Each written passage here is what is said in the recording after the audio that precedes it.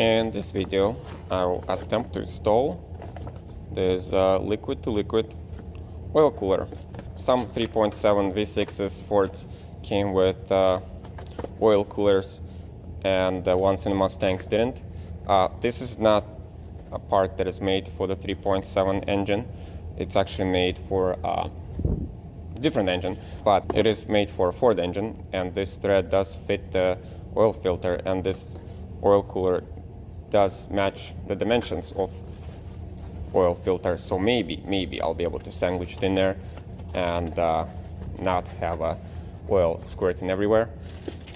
And this is the hose I would need for the run the glycol to cool the oil. Previous video I've installed oil pressure gauge, and eventually there was a lot of oil leaked out. I was gonna change oil anyway, so I thought, like, instead of just stopping it off, I'm just gonna change it. And while I'm changing it, I'm gonna see if I can fit this in there as well.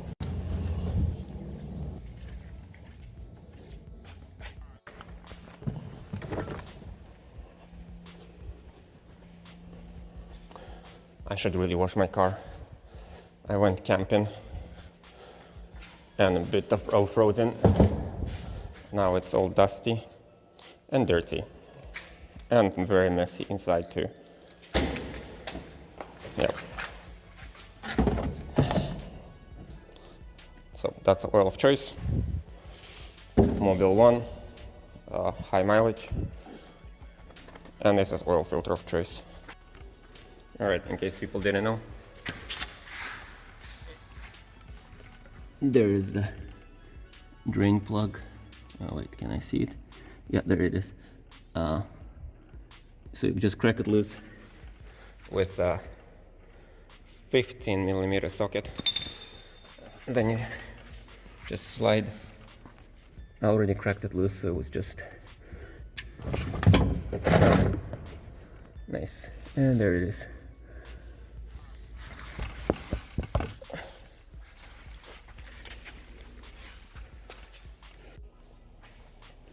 Then let's all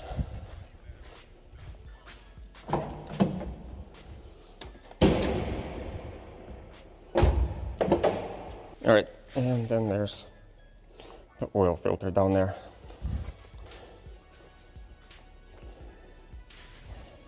And there's the sensors that are installed, the ones that have been leaking. That's why everything down there is so oily and greasy. Oh no, making a mess again.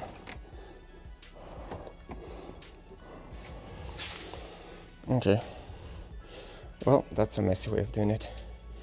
Damn it. That's why people are not allowed to work in underground parking lots on their cars, because they make a mess like me. All right, while my car is making a mess over there, I'm gonna attempt to explain how this thing is supposed to go together. So there's an oil filter. You know, it gets screwed into the oil filter housing. But instead of going to oil filter housing, I got this oil cooler, which is gonna go between here and oil filter housing. So this is supposed to go through here and screwed in like this. Looks pretty cool and simple, right? Except this is a male thread. It's a male thread on both sides. So how is this gonna work? Well, the idea is that this one gets screwed in with a hex, and I'm hoping the one inside the car can be unscrewed with a hex. I have a hex which is just big enough to not slip inside here. So let's see if this hex is able to take out whatever fittings inside the car right now, so I can slip this cooler on there. Nope, it doesn't work. It's a fail. When you don't have the right tool for the job, you make your own tool. So I found a nut and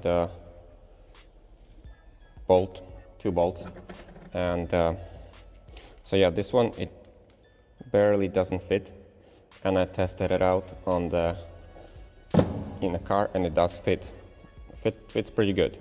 And this size is 10 millimeter. So I guess to remove this tin in the car, not this tin, but the one that actually comes in the Mustang, you need a 14 millimeter hex. To install this new one, I think you need a 13 millimeter hex.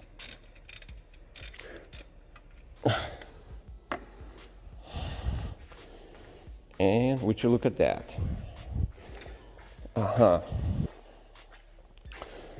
And it looks like, well, looks like it didn't strip. So that means they're both normal type of threads. It's not a reverse thread. That's a good sign. Looks like this piece is completely reversible. And last time I checked, these threads and these threads are the same. So this one should work. Actually, I'm gonna try to fit it in there without the cooler first, and then see how deep it goes. All right, I think things are looking up.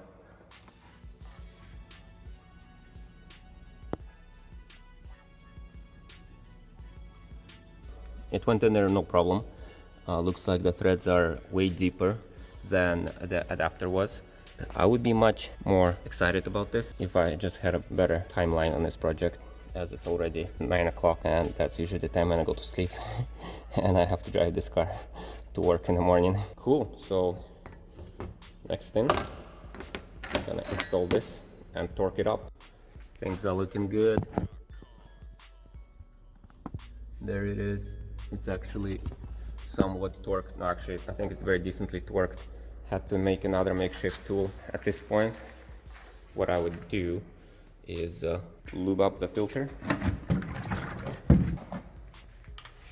All right, the filter is now properly lubed up with fresh oil on the O-ring.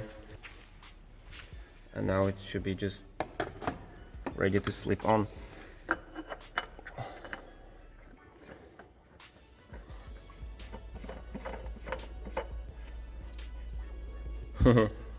Yeah, and that's how much it sticks out. I mean, not bad at all. It fits perfectly, I think. And at this point, my channel should be labeled as a comedy content. This is ridiculous. I'm just making things worse and worse. There's oil everywhere. All right, the engine has been filled with oil. Feels like I've spilled more oil on the ground than actually went into the engine, but yeah, it is kind of there. Now I'm gonna show you how to prime the oil system. So when you do oil change, the oil filter, you know, it holds a lot of oil, and it'll, you know, install new filter. There's no oil in it, and you probably don't want to start the engine like that. Or at least some people think it's not a good idea to start the engine with without priming the oil system. So to do this, you just press down the clutch, of course, to be able to crank the engine. Then you press down the accelerator pedal so that the engine doesn't start, and then you start cranking. And we wait for the oil light to go off.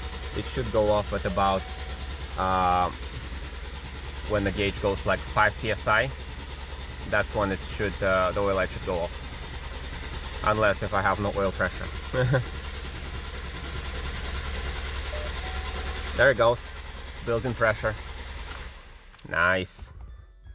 Now, hopefully I can go and take a look under the hood and there's not oil squirted everywhere. That would be hilarious. It's greasy, but then again, I don't know if it's greasy from is it greasy from new grease or greasy from the old grease? Well, let me try to clean it up. I don't think it would be leaking that much oil right away anyway. It's wasn't built-in pressure for too long. It built the pressure for like a few seconds. It was really very, very low pressure, and the oil right now is very, very thick. So it's not like it would be easy to notice when it's leaking in this kind of condition. When it's highest chance of leaking is probably when you're driving it. When your oil is hot and you're driving around like 2,000 to 3,000 RPM, well, the higher RPM, the higher the oil pressure, and the hotter the car, the thinner the oil. That's when you have the highest probability of oil leaking if something is not tight. So yeah, I don't think it's point to investigate it any further at this point. Probably should take it for a test drive. Car is idling right now, and I don't know if it's visible on the camera, but we have about what is it, like 72 psi. Engine is cold. It's also really late at night. I gotta go to sleep, and then yeah, tomorrow gonna take it out for a test drive on the way to work. Okay, it's actually not a test drive, it's just me commuting to work, and hopefully it goes uneventful. How high do you let your oil level life gauge get before you change it? And it's good.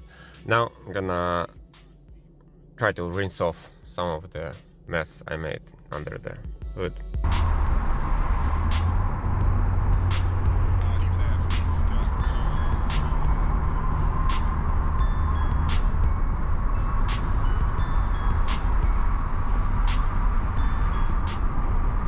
Alright, this morning I've arrived, actually just left the gym, and I did check for oil leaks, and so far so good. I wiped it with a tissue to see if they're in there, check my oil level, and I think everything's good so far. Now gotta try to get to the work, have a presentation to do.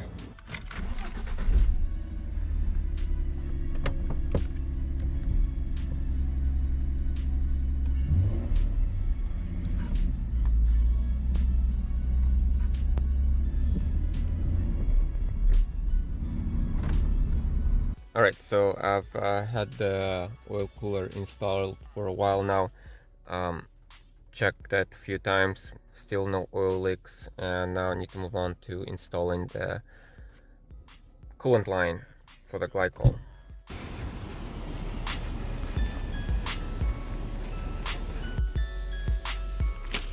So these are the hose clamps I came for.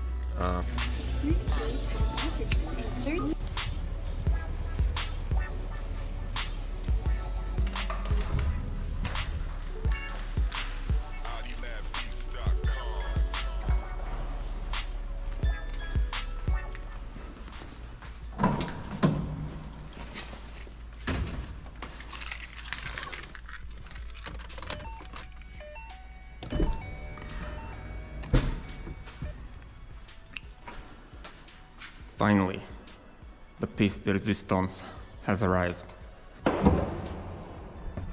Trying to pick up where I left off.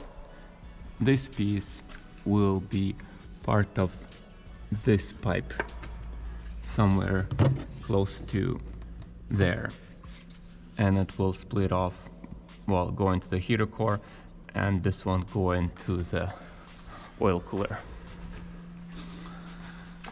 The oil cooler, which is right there.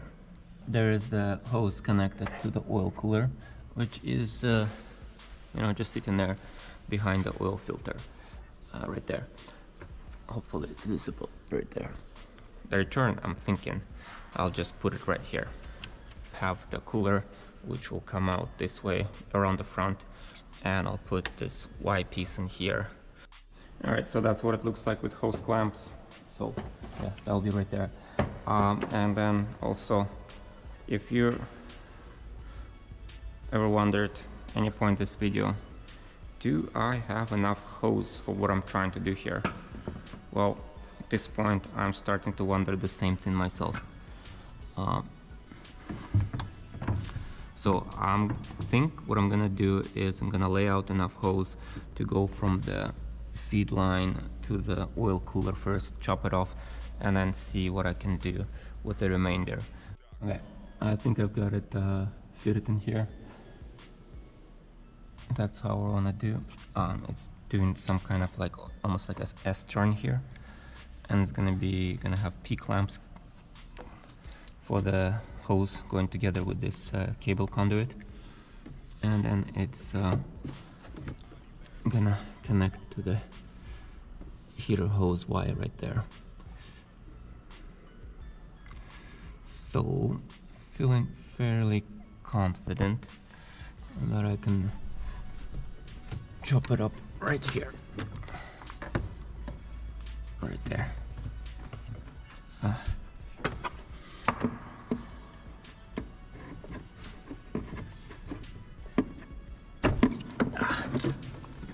All right. You know, I never tried cutting a hose like this. I wonder how it's gonna turn out.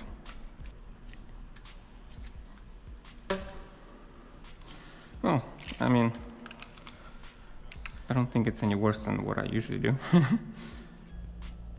Okay, fellas. Things are not going well. Not sure if I'm able to do this with what I have. So I'm gonna take a break for now. Gonna put everything back. Good thing I didn't cut any glycol hoses yet, coolant hoses. Yeah, I'm gonna think about it, and then we'll resume later. The trick is to get a zip tie around it. Well, now let's just spill some liquid first, and now maybe I'll try to explain it later. There we go. Liquids are being spilled. Hoses being disconnected. Yeah. Okay, actually I've never disconnected one of these hoses before, but here it is now, and there is a lot less liquid came out than I expected. I expected like a whole fountain down here. It's weird. Oh, maybe there's some kind of flow restrictor in here. All right, so here's what the hose look like, and this is the Y fitting that I got. I know it looks questionable, maybe it's too small. It's definitely not too big. And then I was actually had just enough hose to put the Y fitting in here. But if I put it in there, then I need to put the restrictor somewhere else. I really wanted to, place it kind of like right there, but we have this restrictor right there. And I'm gonna thought like, you know what I'm gonna do? I'm gonna remove this guy. I'm gonna remove this, I'm gonna cut it right there. The restrictor here, I think it's better to remove it before I start trying to cut it. And I don't really know how to remove it, but I think if I just squish it, I think it will compromise its integrity. And then I can remove it maybe. Or maybe I can twist it. Oh my goodness, look at that. Came off quite a lot easier than I expected. Actually, as I'm slicing this, I'm thinking, what if I damage the restrictor? What if the restrictor is some kind of rubber piece? It feels pretty hard. Or what if there's two restrictors? There's a lot of questions. But the only way we get answers is by slicing it open. Or probably doing some research online too would get me answers. But I think this way it's faster.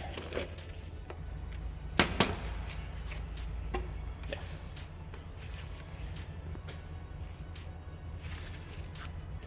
Success. Nice, look at this guy. Oh my goodness. Is this guy damaged? Did I damage him? No, he's not damaged. He came in two pieces. I didn't do this myself. He was already like that. It was like that when I got here. So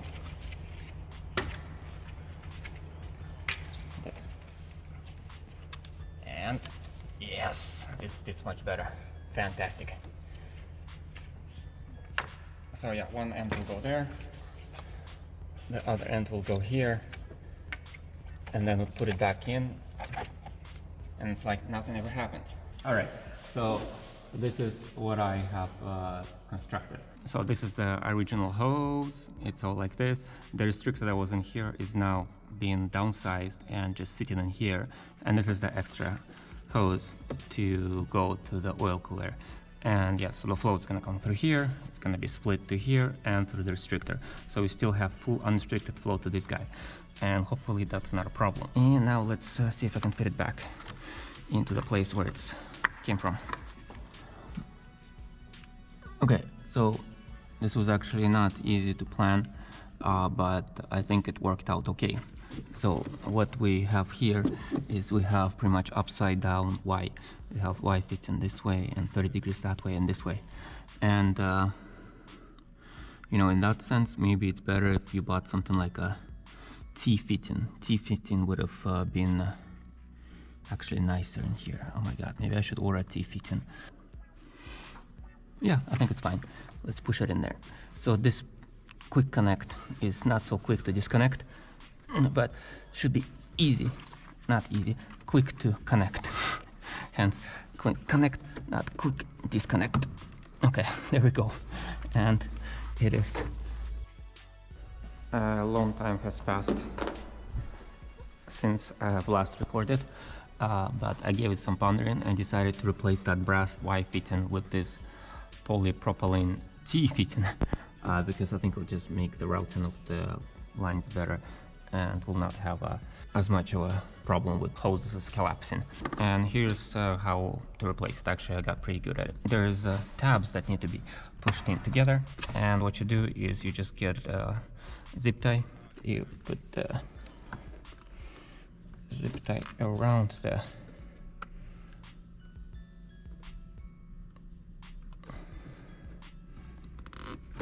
so just put it around the hose and put it in loosely, then you slide it all the way to the back,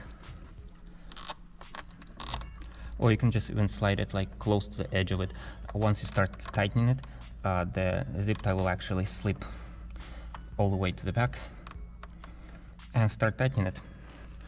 And once it's fully tightened and you see that the tabs have been pulled in, you can check the white tabs have been pulled inside. You can start wiggling the hose and just like wiggle it, rotate it, twist it, and it comes out. Well, in your case, if you're full of coolant, you'll have a lot of stuff leaking out, but this is third time doing this, so there isn't much stuff coming out because I never refilled it.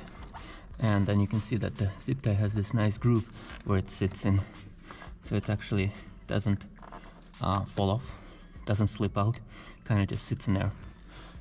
Then what you do is you hold the zip tie with one hand, kind of pull on the tail of the zip tie, and slice with the other hand. Okay, and then it comes out. And yeah, try to be careful not to damage the white tab. I don't know what will happen if you actually break it. I tried to use other things. I tried to use a tie wire, and as you can see, I scratched up a lot of things as I was trying to get a tie wire in there and try to get the vice grips in there. This zip tie seems like works best. And yeah, I've removed and reinstalled things so many times I decided not to record until I'm finished. So now I have all the hoses installed where they need to be installed. So those are the hoses for the oil cooler, and these are the Y fitting. This is a Y fitting that splits a hose in two for the future turbo build, and they're secured to the valve cover bolts with these P clamps. The nuts on here are M5 with the washers, which is M5 is kind of weird size. I thought of maybe like M6, but it's actually M5. And yeah, just have hoses wrapping around the back. Yeah, wrapped around down there and attached together. Put P clamp again next to this pipe right there, and then they would have a whole bunch of clamps and hoses and just all joined together right there. So they are basically tapped into before the interior heater core, and tapped back into the system also into return line after the interior heater core. So they're going parallel with the interior heater core.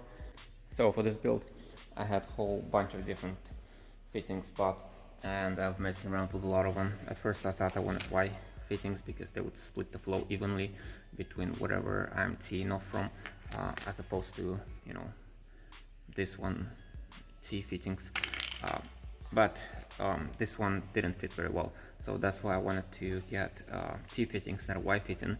But yeah, so this was first I had a bunch of Y fittings and brass is nice, I like it. it's durable and it's not gonna degrade, and I know it's not gonna soften, and yeah, that's what I wanted. But later I realized I need C fittings and I couldn't use Y fittings, and I tried to order some from Amazon Prime, shipping next day, and they didn't arrive for 2 weeks. Then I went to Canadian Tire and I bought this. And this is polypropylene or something, and you know, it's quite thick, and I checked online. Polypropylene is compatible with ethylene glycol. It will not degrade, and it will not degrade from oil. It's very chemical resistant. And this is nylon. Nylon also is very chemical resistant.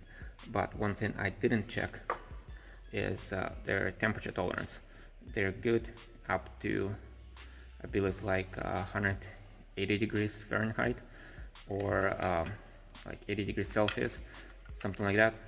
So basically it's a little bit too close for comfort. So they would probably work most of the time, but sometimes when a car maybe is running a little bit too hot, they will soften. They will soften probably, and wherever the P-clamp is clamping is gonna deform, and it's not gonna be clamped anymore. It's just gonna sit in there loose, or at least that's what I think will happen when you use fittings not temperature rated for this. Luckily I didn't install them. My coworkers told me how not smart I am for not going to actually auto parts stores and searching for this kind of fittings. And there you go.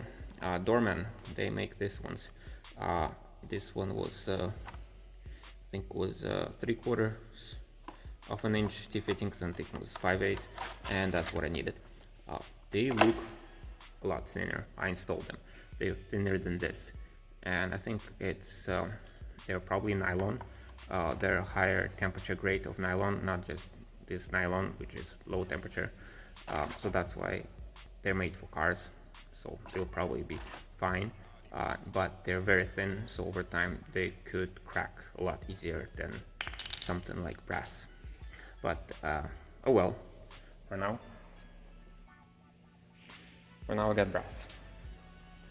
And during this whole process I lost all of the coolant, so I will refill the system, and yeah, should be good to test for leaks next.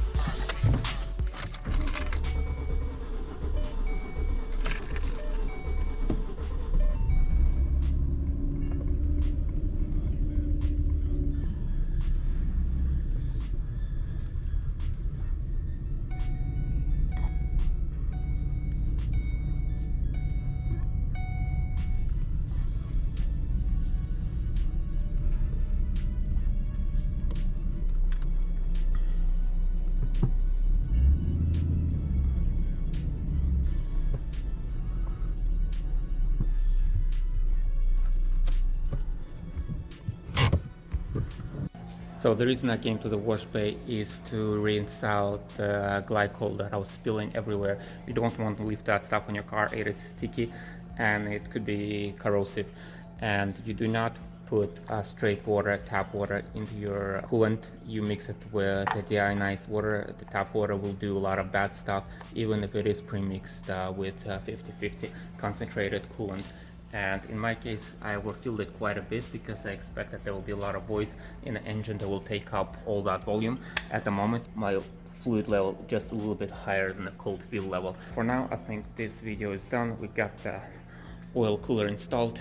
I don't know how long it will take before I can confirm that there are no leaks. Thanks for watching, and see you in the next one.